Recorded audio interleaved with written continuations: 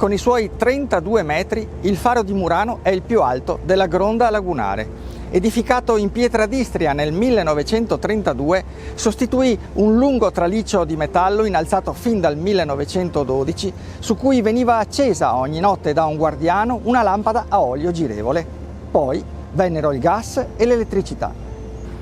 Ma un faro esisteva già in questa posizione ai tempi della Serenissima. Si trattava di una alta torre di legno che fungeva da vedetta sul mare per le ore diurne e sulla cui sommità venivano accesi dei fuochi riflessi da specchi nel corso della notte. Il faro di Murano serve ancora oggi alle imbarcazioni per trovare il giusto allineamento con la bocca di porto di San Nicolò. La sua luce bianca, emanata da una lanterna composta interamente di vetro, può raggiungere le 17 miglia.